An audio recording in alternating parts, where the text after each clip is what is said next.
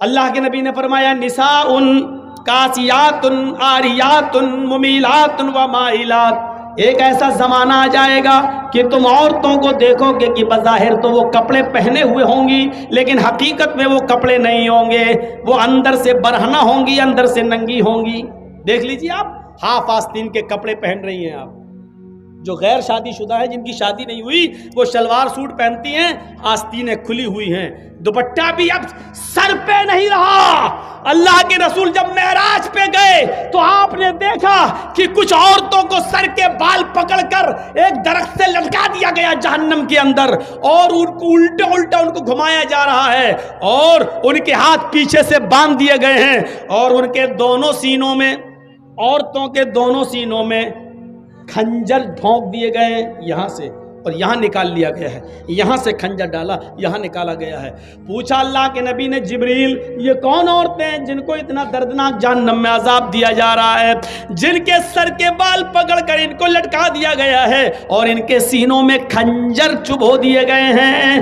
جبریل نے فرمایا اے اللہ کے نبی، یہ وہ عورتیں ہیں جو دنیا میں اپنے بال کھول کر چلا کرتی تھیں، اپنے بالوں کو دوپٹے سے نہیں ڈھانکتی تھیں، اپنے سر پر اوڑھنیاں نہ ڈالا کرتی تھیں، اپنے سروں پر اوڑھنیاں نہیں اوڑا کرتی تھیں، یہ کھلے بال لے کر چلتی تھیں، بازار میں، اسکولوں میں، کالجوں میں ان کے بال کھلے رہتے تھے۔ اور یہ وہ عورتیں جن کے سینوں میں کھنجر ڈال دیے گئے ہیں، یہ اپنے سینوں پر اوڑھنیاں، چادر نہیں ڈالتی تھی، اتنا ٹائٹ کپڑا پہنتی تھی کہ کپڑا پہننے کے باوجود ان کے سینے کا حصہ اٹھا ہوا نظر آتا تھا۔ غیر مرد ان کے سینے پہ نظر ڈالا کرتے تھے، آج ان کے سینوں کو چبھو دیا گیا ہے، ان کے سینوں میں کھنجر ڈال دیا گیا ہے، ان کے سینوں میں کھنجر بھونک دیا گیا ہے۔ ہماری ماں بہنیں یہ عذاب پہ کہیں مبتلا نہ ہوں، ان کے سر کے بال پکڑ کر ان کو لٹکایا نہ جائے، ان کے سینوں میں کہیں کھنجر نہ چبھ ہو جائیں۔ ان کو کہو اپنی بیٹیوں سے اسکول میں جائے تو کم سے کم اوڑھنیاں اور ڈھیلی چادر اپنے جسموں پہ ڈال لیں۔ فرمایا ایک ایسا زمانہ آ جائے گا کہ عورتوں کو دیکھو گی کہ کپڑے پہننے کے باوجود ننگی ہوں گی، ممیلات و مائلات، لوگوں کی طرف مائل ہوں گی اور ان کو اپنی طرف مائل کریں گی، اتنا میک اپ کریں گی، لال رنگ کا کپڑا تو لال رنگ کی لپسٹک، بلو رنگ کا کپڑا تو بلو رنگ کی لپسٹک، ہرے رنگ کا کپڑا تو ہرے رنگ کی لپسٹک، میچنگ نہیں بگڑنی چاہیے، میچنگ نہیں بگڑنی چاہیے۔ یہ میک اپ اتنا کریں گی کہ نوجوانوں کو اپنی طرف کھینچیں گی اور خود نوجوانوں کی طرف کھنچ جائیں گی۔ لا يدخلن الجنت ولا یجدن ریحھا، یہ عورتوں کو جب دیکھو تو سمجھ لینا یہ عورتیں کبھی جنت میں داخل نہیں ہوں گی اور جنت کی خوشبو بھی نہیں پائیں گی۔ ایسی عورتوں پر اللہ نے جہنم واجب کر دی اور جنت کو حرام کر دیا، یہ عورتیں کبھی جنت کے اندر داخل نہیں ہوں گی۔ جنت میں داخلے کے لیے ڈھیلا ڈھالا کپڑا ضروری ہے، پردہ ضروری ہے۔ حضرت فاطمہ کا انتقال کا وقت آیا تو رو رہی تھی، کہا علی نے کیوں رو رہی ہو، ایک دن تو سب کو اس دنیا سے جانا ہے۔ کہا علی میرے شوہر، میری ایک وصیت ہے، اس کو یاد رکھنا۔ بتاؤ تو میری بیوی ہی نہیں، محمد رسول اللہ کی بیٹی بھی ہو، بتاؤ کیا وصیت ہے؟ فرمایا جب میرا انتقال ہو جائے، میری روح نکل جائے تو مجھے رات میں دفنانا، دن میں نہیں۔ عشاء کی نماز کے بعد اندھیرے میں میرا جنازہ لے کر قبرستان جانا، دن میں نہیں۔ حضرت علی نے کہا یہ تم نے ایک نئی مصیبت میرے اوپر ڈال دی۔ مان لو فجر کے بعد اگر تمہارا انتقال ہو جاتا ہے تو ظہر کے بعد دفن کیا جائے گا، ظہر میں انتقال ہوتا ہے تو عصر میں، اب فجر کے بعد اگر انتقال ہو جائے تب بھی ہم عشاء کے بعد تمہیں دفنائیں، یہ کہاں کی عقل مندی ہے؟ فرمایا اے علی، اے میرے شوہر، میرے اوپر یہ احسان کرنا جو میں آپ سے کہہ رہی ہوں، میرے جنازے کو رات کی تاریکی میں لے جانا، میرے جنازے کو رات کے اندھیرے میں اٹھانا۔ پوچھا ایسا کیوں کہہ رہی ہو؟ کہتی ہے کہ میں ایسا اس لیے کہہ رہی ہوں کیونکہ میں یہ نہیں چاہتی کہ میرے مردہ جسم پر پڑے ہوئے کفن پر بھی کسی غیر مرد کی نظر پڑے، میرے مردہ جسم پر پڑے ہوئے کفن پر بھی کسی غیر مرد کی نظر پڑے، میں چاہتی ہوں کہ میرا جنازہ جب اٹھے تو میرے کفن کو بھی کوئی نہ دیکھے، میری شکل صورت تو بہت دور کی بات ہے۔ حضرت فاطمہ کی یہ نصیحت تھپڑ مار رہی ہے آج ہماری بیٹیوں اور ہماری بیویوں کے منہ پر، ہماری عورتوں کے منہ پر۔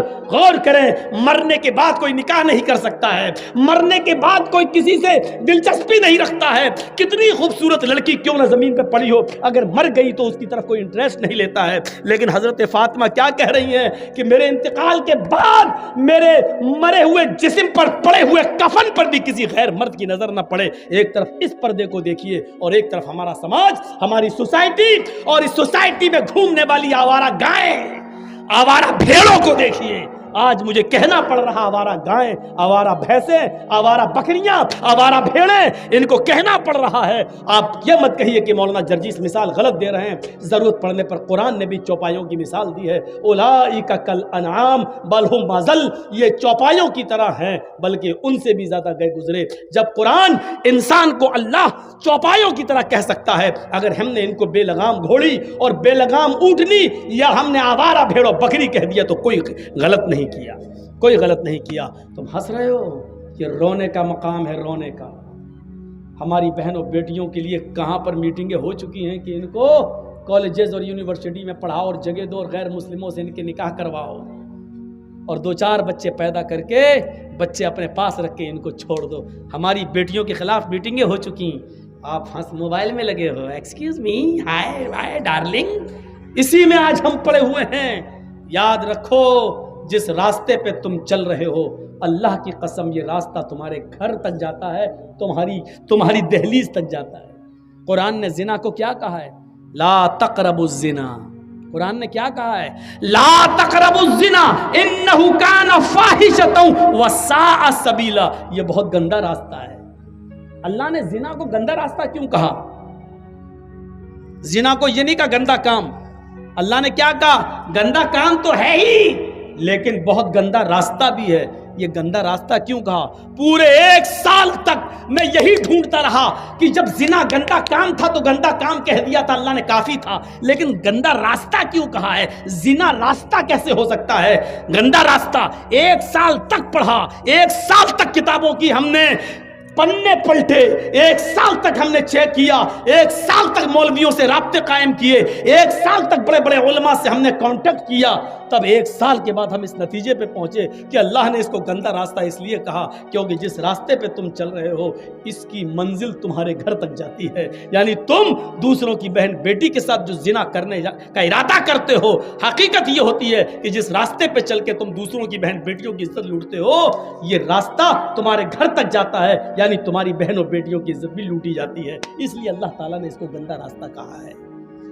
گندا راستہ، ہم سمجھ رہے ہیں کہ دوسرے کی بہن ہے اس کے ساتھ ہم غلط کام کر رہے ہیں، حقیقت یہ ہے کہ یہ راستہ ہماری بہن تک جا رہا ہے۔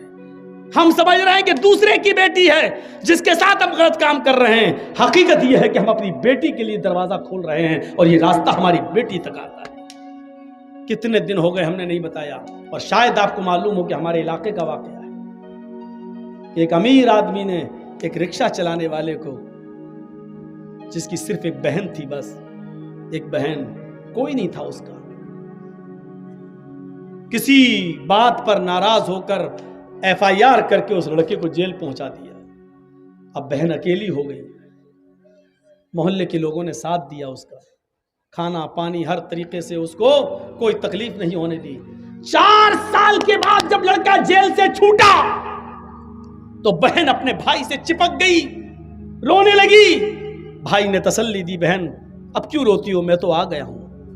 بہن نے کہا بھائی گاؤں کے لوگوں نے بہت ساتھ دیا، اگر آج یہ گاؤں والے ساتھ نہ دیتے تو آج آپ کی بہن آپ کو چہرہ دکھانے کے لائق نہیں ہوتی، آپ کو جیل سے چھڑانے کے لیے میں اپنے جسم کو بیچنے کے لیے تیار ہو چکی تھی، در در کی ٹھوکریں کھانے کے لیے تیار تھی، آپ کو جیل سے چھڑانے کے لیے میں اس دلدل میں قدم رکھنے کے لیے تیار تھی، لیکن محلے والوں نے مجھے اپنی بیٹی اور اپنی بہن کی طرح سمجھا اور مجھے اپنے گھر میں پناہ دی۔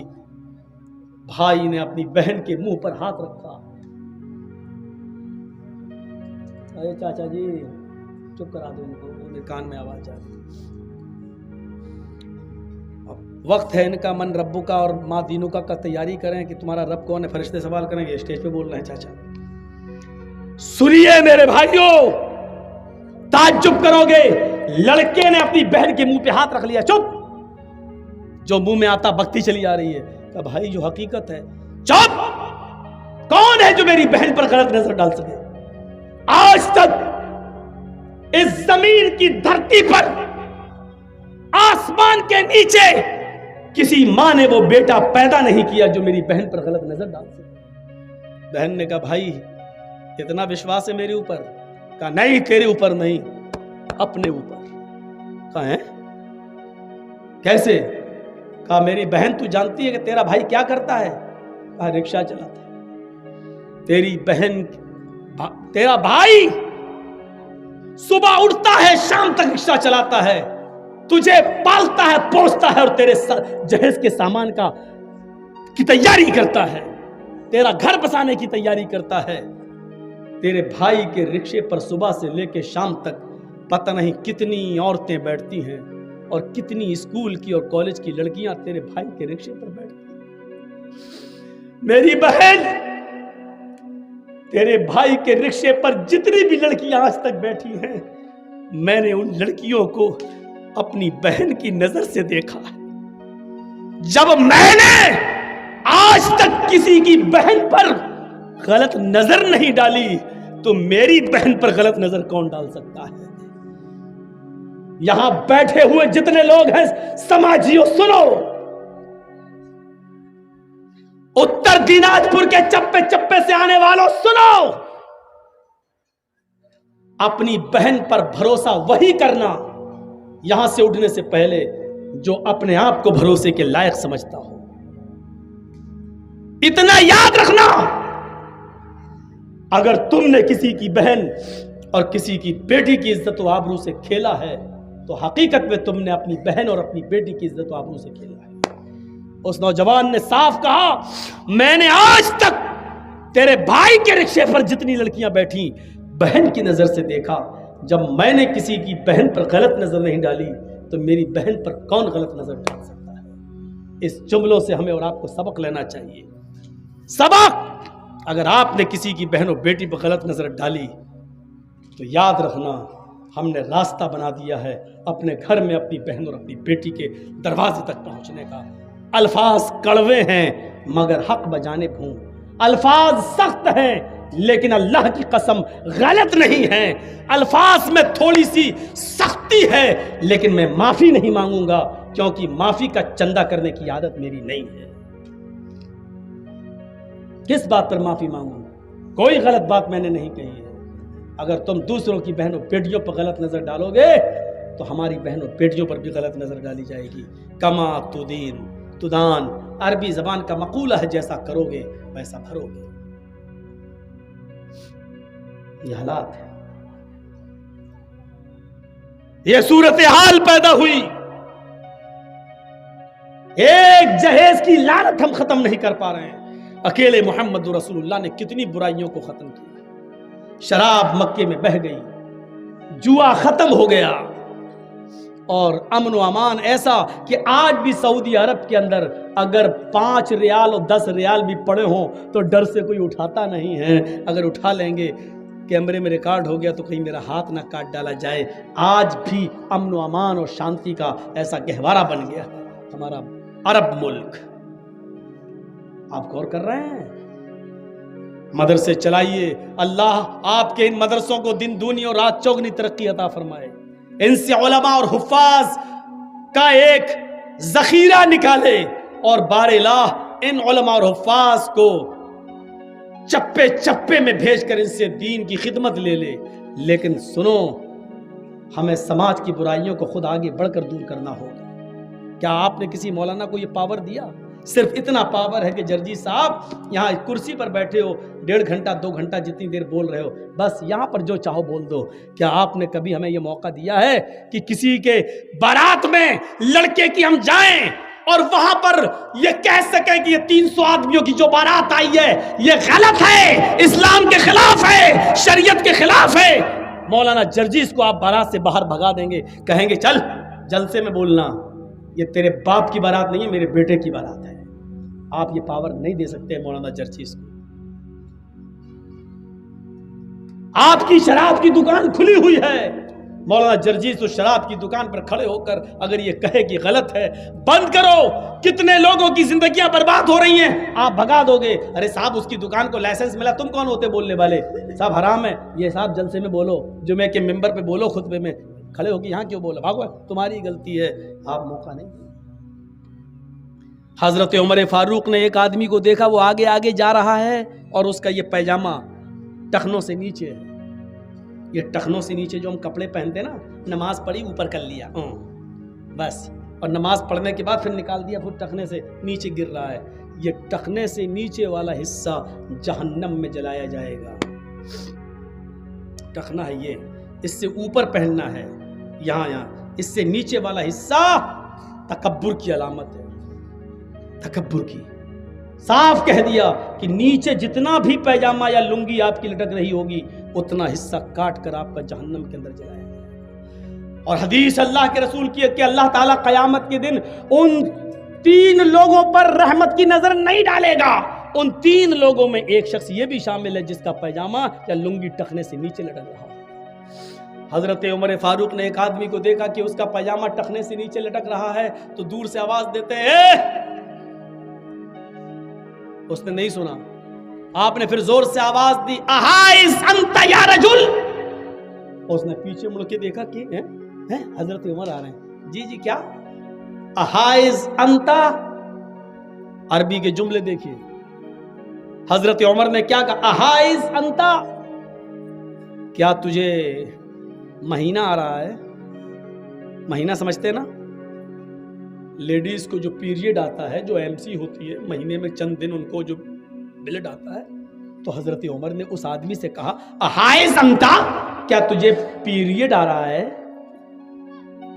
وہ ادھر ادھر دیکھنے لگا ہے، کس سے کہہ رہے ہیں؟ کہ امیر المومنین کس سے کہہ رہے ہیں؟ یہاں تو کوئی عورت نہیں جا رہی ہے. کہا کہ انتا کہہ رہا ہوں تب بھی سمجھ میں نہیں آ رہا ہے، تجھے کہہ رہا ہوں، تجھے پیریڈ آ رہا ہے، مہینہ آ رہا ہے، MC ہو رہی تجھے. کہتا مجھے؟ کہاں؟ تیرے بارے میں پوچھ رہا ہوں. مسکرا کے کہتا ہے آپ کا دماغ صحیح ہے. حل یحیض الرجل، کیا مرد کو بھی مہینہ آتا ہے؟ اس نے کیا کہا؟ کیا مرد کو بھی مہینہ آتا ہے؟ تو حضرت عمر نے کہا کیا مرد بھی ٹخنے سے نیچے کپڑا پہنتا ہے؟ یعنی مرد کو نہیں، عورت کو حکم دیا اللہ کے رسول نے کہ وہ ٹخنے سے نیچے کپڑا پہنے، اس کے تو پیروں کی انگلی بھی نہ دکھے. یہ عورت کو حکم دیا، مرد کو حکم دیا ہے کہ ٹخنوں سے اوپر پہنے. جب تو کپڑا پہننے میں عورت کا کام کر سکتا ہے تو ہو سکتا ہے کہ مہینے میں بھی عورت کا کام کر رہا ہو، تجھے مہینہ آ رہا ہو. کہنے لگا نہیں ٹھیک ہے. اس نے اوپر کر لیا. حضرت عمر نے اپنے غلام سے کہا اسلم جی بالسکین، چھری لاؤ. کہا چھری لاؤ. آپ کا سماج مولوی جرجیز کو یہ پرمیشن نہیں دے سکتا. حضرت عمر نے کہا چھری لاؤ. چھری آ گئی. اس نے کہا کیا کر رہے ہیں امیر المومنین؟ کہا اس کو میں کاٹوں گا جو ٹخنے سے نیچے ہے. کہا میں گھر جا کے خود کاٹ لوں گا، آپ دوبارہ دیکھیں گے تو آپ ہمارا پیجامہ ہی پھاڑ دینا، لیکن ہمیں موقع دے دیجئے، گھر جا کے سنبھال لوں گا. حضرت عمر نے کہا کہ یقیناً تو گھر جا کے سنبھال لے گا، لیکن اللہ کے نبی صلی اللہ علیہ وسلم نے فرمایا جب کوئی برائی تم اپنی آنکھوں سے دیکھو تو پہلے اپنے ہاتھ سے دور کرو. جب ہاتھ سے دور کرنے کی طاقت نہ ہو تو زبان سے منع کرو، اور زبان سے بھی منع کرنے کی طاقت نہ ہو تو دل سے برا سمجھو. میرے پاس ہاتھ سے دور کرنے کی طاقت ہے، اس لیے اس برائی کو میں اپنے ہاتھ سے دور کروں گا، ورنہ قیامت کے دن میں اپنے رب کو کیا منہ دکھاؤں گا. ادھر آ. کاٹ دیا پیجامہ، یہاں تک کاٹ دیا، صوفی بنا دیا. لے، جس برائی کو اپنی آنکھوں سے دیکھا اپنے ہاتھ سے دور کر دیا. کیا سماج ہمیں اس بات کی اجازت دے گا؟ سماج جلسے کی اجازت دے گا، اسٹیج بنا دے گا، مولانا صاحب بول لو، جو من میں آئے بول دو، یہاں کوئی کچھ نہیں کہے گا، لیکن صرف اسی 1.5 گھنٹے اور 2 گھنٹے تک آپ کی ہم سن لیں گے، اس کے بعد نہیں سنیں گے. قرآن پڑھ جائیے. اللہ تعالیٰ نے کہیں نہیں کہا کہ نیکیاں نیکیاں نیکیاں نیکیاں، یہ نہیں کہا. لیکن برائیوں کے سلسلے میں اتنا زور دیا کہ برائیوں سے رکو، ہاتھ سے دور کرنے کی طاقت ہو تو ہاتھ سے کرو، ہاتھ سے دور کرنے کی طاقت نہ ہو تو زبان سے روکو، اور زبان سے بھی دور کرنے کی طاقت نہ ہو تو دل سے برا جانو۔ آج شراب کے کتنے اڈوں کو تم روک سکتے، ٹھیک ہے دوسروں کی آپ نہیں کر سکتے ہو، اپنے گھر کی برائی تو روک سکتے ہو، اپنے گھر کی برائی۔ آپ کے گھر میں آپ کا بچہ 12 بجے رات تک موبائل چلاتا ہے، اینڈرائیڈ موبائل، فیس بک اور میسنجر اور یوٹیوب پہ لگا ہوا ہے، کتنا آپ نے اپنے گھر کی اس برائی کو روکا ہے؟ آپ کی بیٹی 18 سال 20 سال کی ہو چکی ہے، اینڈرائیڈ موبائل چلا رہی ہے، آپ نے اپنی بیٹی کے اوپر کتنی نگرانی رکھی ہے؟ فیس بک بھی چلا رہی ہے، واٹس ایپ بھی چلا رہی ہے، اپنے اسکول کے دوستوں اور سہیلیوں سے باتیں بھی کر رہی ہے، آپ نے کتنی نگرانی کی ہے اپنی بیٹی پر؟ چھوڑ دو بارات 400-500 آدمیوں کی، یہ 300-400 آدمی جتنے بارات میں جاتے ہیں، میں نے کبھی ان کو باراتی کہا ہی نہیں ہے، آج بھی میں کہتا ہوں کہ یہ سب چور ہیں اور ڈاکو ہیں۔ برا لگتا ہے، ہاں اللہ کے نبی نے فرمایا جب لڑکی والے کی ہاں جب تم کھانا کھانے جاتے ہو لڑکی والے کے گھر، دخل سارقن و خرج سارقن، چور بن کر داخل ہوتے ہو اور ڈاکو بن کر نکلتے ہو۔ کون سی حدیث ہے جو تمہیں لڑکی والے کے گھر کھانے کی اجازت دیتی ہے؟ بتاؤ تو۔ میری بیٹی ہے، جرجیت صاحب کا کام یہ ہے کہ نکاح پڑھوایا جائے داماد کے ساتھ، اور بیٹی کا ہاتھ پکڑ کے داماد کو دعا دے کر رخصت کر دیا جائے۔ داماد کے ساتھ جو چلے آ رہے ہیں 100 200 500 آدمی، ان کو کھلانے کی ذمہ داری مولانا جرجیز کے اوپر نہیں ہے، شریعت نے نہیں دی ہے۔ شرم نہیں آتی؟ کھاتے ہو تو لڑکی والوں کے گھر کھاتے ہو، کھانا چاہیے تو لڑکے والوں کے گھر کھانا چاہیے، ولیمہ کرو، کون منع کرتا ہے؟ ولیمے میں 100 آدمی کی دعوت کر رہا، بارات میں 500 آدمی لے جا رہا ہے۔ ولیمہ کرنا 500 نہیں 1000 کو بلا، ایک دن ولیمہ کر، دوسرے دن بھی کر، 20 دن ولیمہ کر، شریعت تجھے اجازت دیتی ہے، تجھے خوشیاں کر، لیکن لڑکی والے پر بوجھ مت بن۔ لڑکی والے نے 18 سال 20 سال پال پوس کر اپنی لڑکی بڑی کر کے تجھے دے دی، بہت بڑا کام کر دیا، یہ بہت بڑی قربانی دے دی، لیکن اس لڑکی کو لینے کے لیے بھی 500 آدمی جائیں، 400 جائیں، یہ چور جائیں۔ ڈاکو میں اس لیے کہہ رہا ہوں وہاں جا گئے، ہاں بیٹھ گئے، معلوم ہے کہ اب بڑا نہیں کھلائے گا۔ کیوں؟ کیونکہ لڑکے کے باپ نے پہلے ہی کہہ دیا 400 لے کے آ رہا ہوں، جہیز میں 2-4 آئٹم کم دے دینا چلے گا، لیکن مہمانوں کی عزت اچھی کر لینا۔ ہمارے ساتھ جو 300 آدمی باراتی آ رہے ہیں نا، ان کی خاطری اچھی طریقے سے کر لینا۔ یہ بھیک مانگنے کی انٹرنیشنل اسٹائل ہے۔ مطلب جانتے ہو کیا ہوا؟ جرجیت صاحب کا بیٹے کی شادی، جرجیت صاحب کیا کہہ رہے ہیں؟ سنو، موٹر آئٹم 1-2 کم کر لینا جہیز میں چلے گا، لیکن 250-300 آدمی جو لے کے آ رہا نا، ان کی خاطری ذرا اچھی کر دینا۔ یہ اچھی کر دینے کا مطلب سمجھ رہے ہیں آپ؟ مطلب بڑے کا آئٹم نہیں، سب مٹن رہنا چاہیے، چکن بھی پولٹری والا نہیں، دیسی رہنا چاہیے۔ یہ بھیک مانگنے کی ایک نئی اسٹائل ہے، انٹرنیشنل اسٹائل۔ اور جو یہ کہتا ہے کتنا بڑا امیر بنا ہو، چاہے کتنا ساہوکار، مولوی جرجیز کہتا ہے تو انٹرنیشنل بھکاری ہے، جا، برا لگتا ہے تو لگتا رہے، تیرا امیر پن اور تیرا ساہوکاری پن میرے جوتے کے بوٹ کے نیچے نہیں سمجھتا تجھے کچھ، کیا کرے گا تو میرا کر لے۔ لڑکی والے پر بوجھ بنے گا، لڑکی والے کے ہاں کھانا کھائے گا، لڑکی والے کے ہاں بارات میں 250-300 آدمیوں کو لے کے جائے گا، لڑکی والے کے پر کوئی ذمہ داری عائد نہیں ہوتی ہے کہ وہ سب کو کھلائے۔ اس چیز کو ختم کریے سماج سے۔ اور انٹرنیشنل بھکاریوں کو دیکھیے، کون بائک دے دینا، میرا لڑکا 5 لاکھ کی دکان پہ بیٹھتا ہے، تو 50,000 کی بائک بھی نہیں دے سکتا؟ ابے کٹورا لے کے بھیک مانگنا۔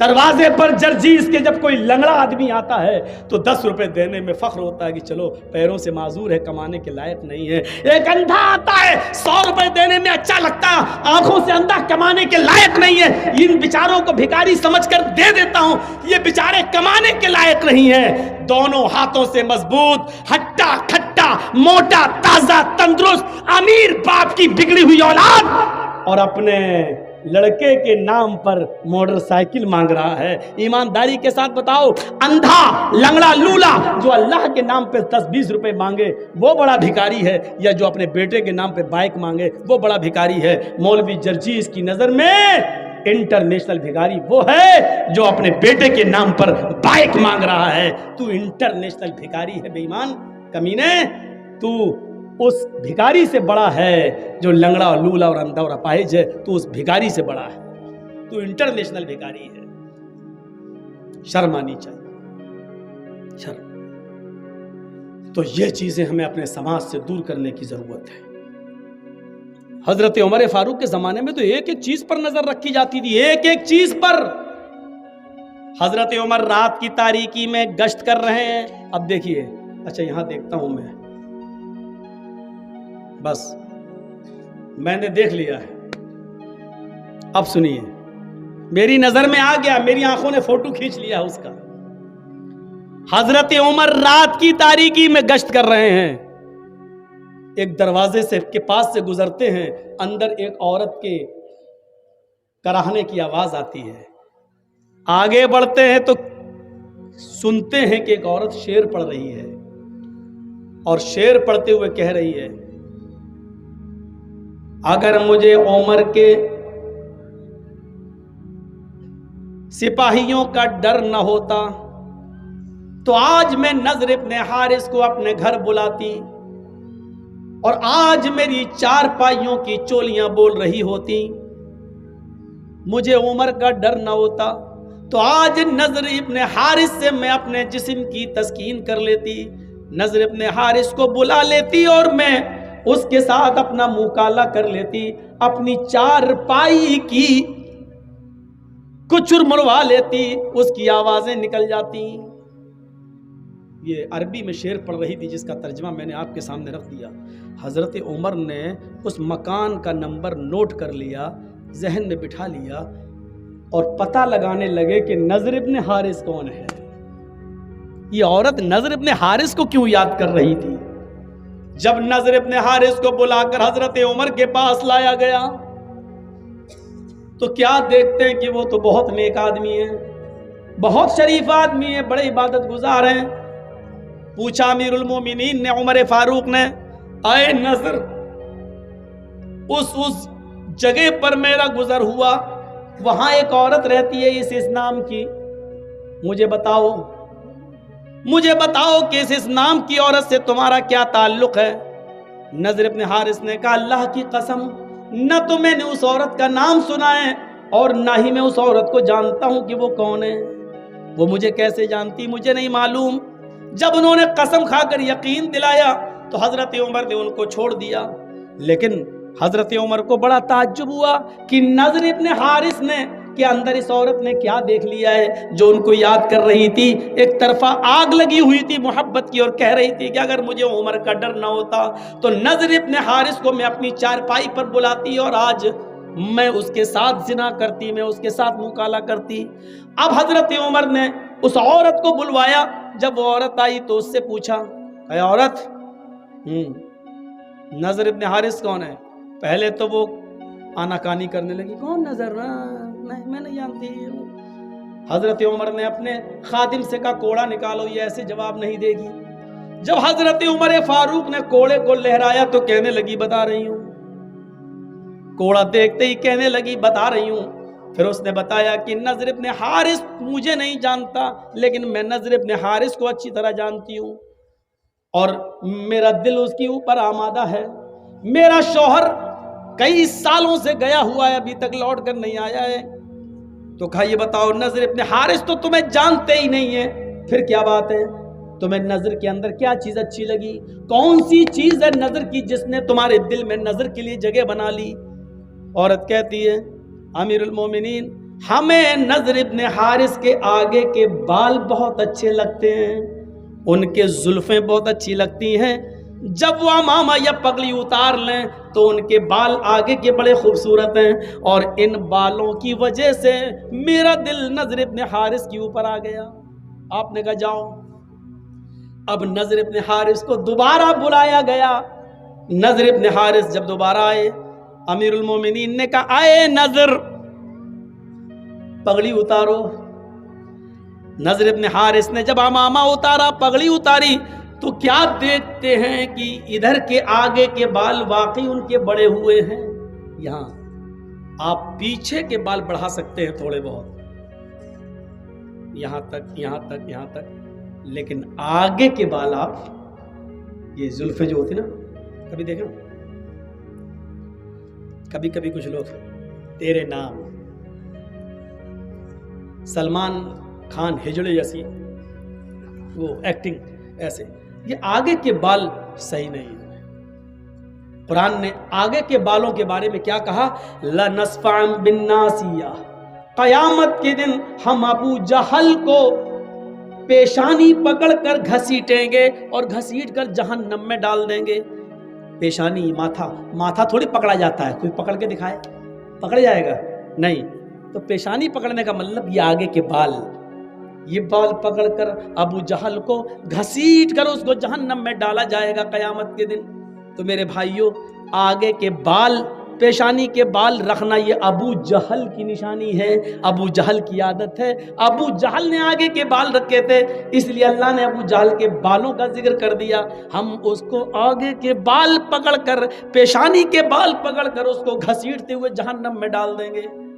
یہاں میری آنکھیں فوٹو کھینچ چکی ہیں, اب سوچ لو کس کے بال محمد رسول اللہ کی طرح ہو, کس کے بال ابو جہل کی طرح. سوچ لو.